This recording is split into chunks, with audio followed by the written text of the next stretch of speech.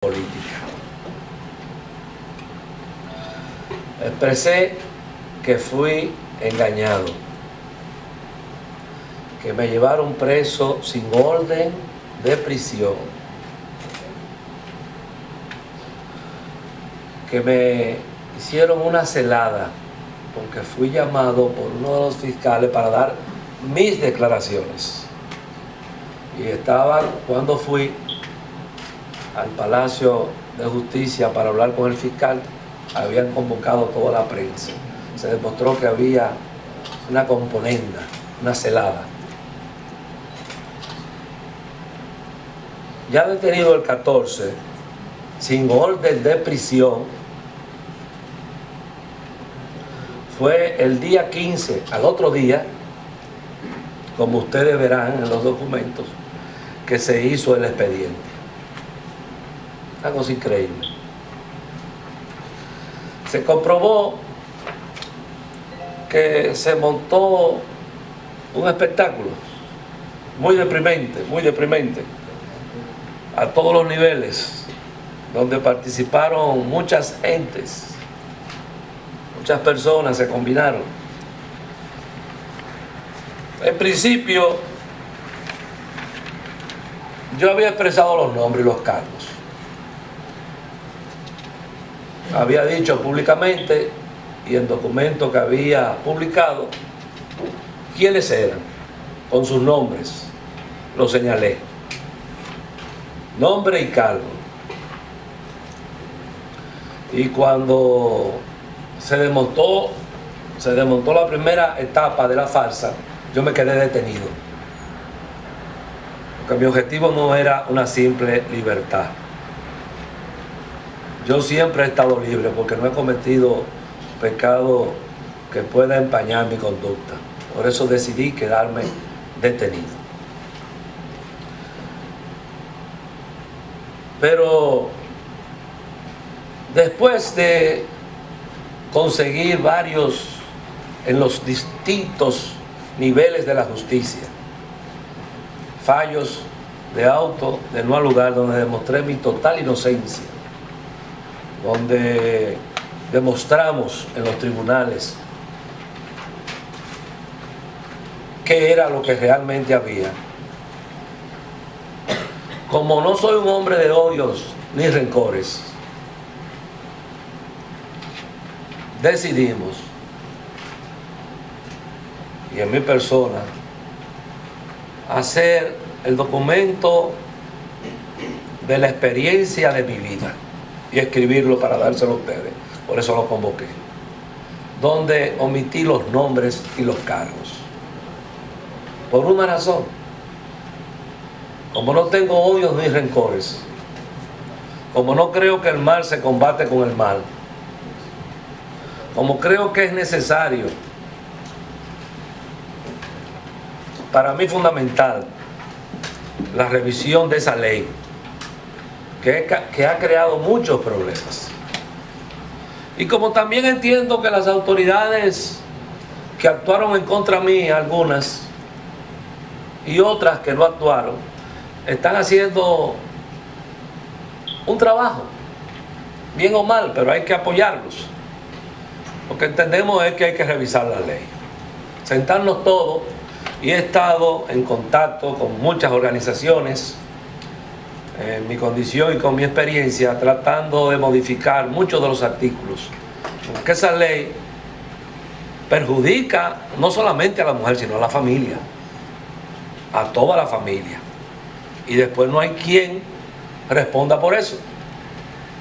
Por eso digo en el documento, cientos de mujeres maltratadas que no tienen espacio, y después hombres que son también maltratados. Miren mi caso, hay una excepción. Ante eso,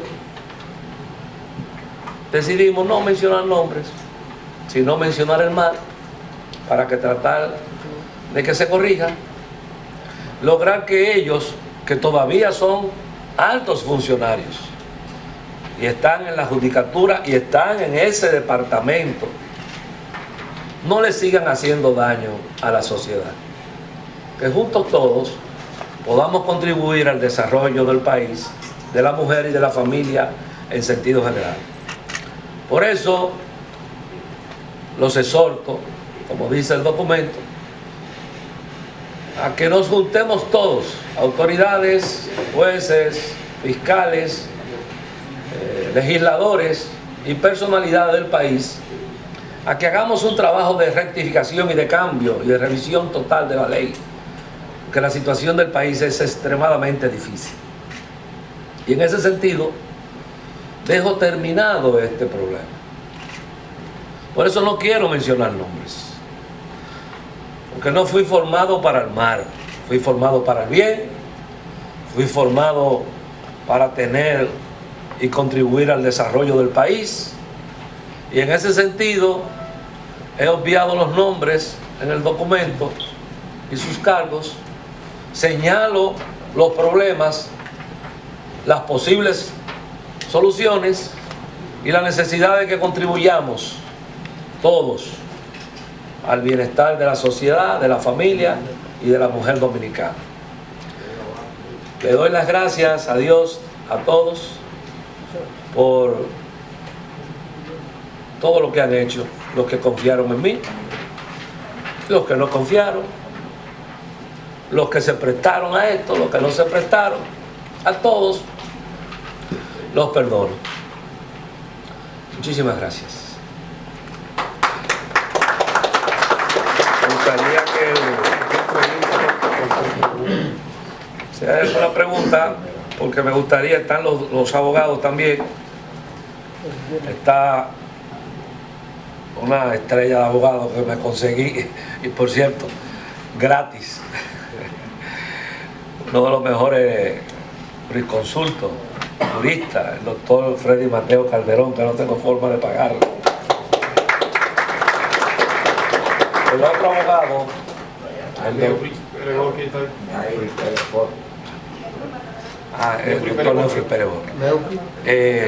Pérez Borges. Doctor, por favor venga, si no hay una, para que usted nos acompañe en esto.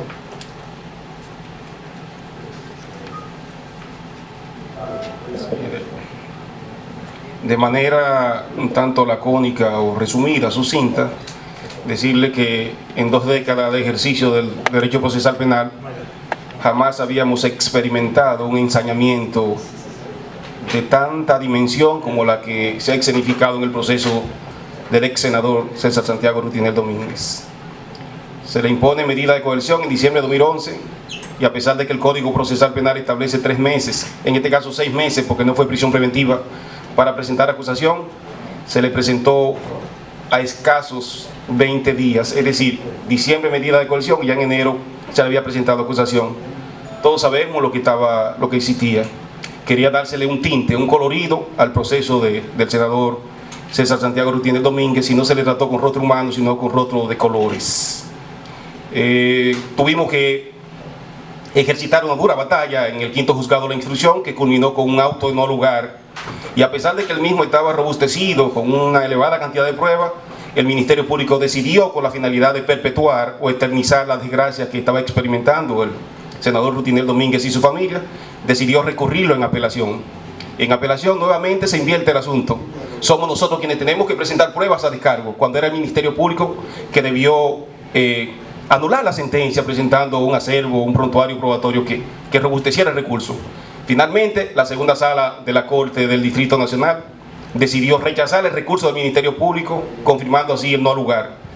Estábamos preparados inclusive para un recurso de casación, pero parece ser, o no que parece ser, eso es lo que se nota, que la sentencia que produjo la segunda sala de la Cámara Penal de la Corte es tan contundente, es tan demoledora para los detractores, para los perseguidores del senador Tony Rutinel Domínguez, que finalmente ellos no decidieron no recurrir en casación. En consecuencia, ya estamos frente a una sentencia, como llamamos los abogados, irrevocable o con carácter de la cosa juzgada o firme en lenguaje sencillo. ¿Es cuánto? Muchas gracias. ¿Cuándo fue la sentencia de la segunda sala? Específicamente fue el 28 del mes próximo pasado. 28 del mes de noviembre es cuando se lee la sentencia.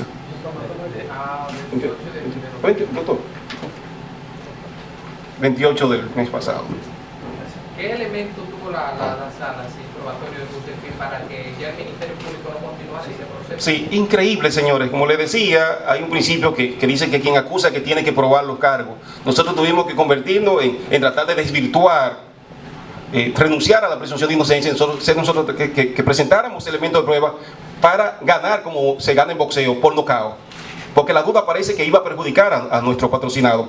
Tuvimos que presentar a un perito, el doctor Vergés, un hombre de 50 años en el ejercicio de la ortopedia, quien explicó que no era posible que la joven Lady Diana hubiese recibido un golpe de un ciudadano de la corpulencia del senador César Santiago Gutiérrez Domínguez, porque en otro caso hubiese sido desastroso, y no 2 escasos puntos como ella presentó, que eran propios de la caída.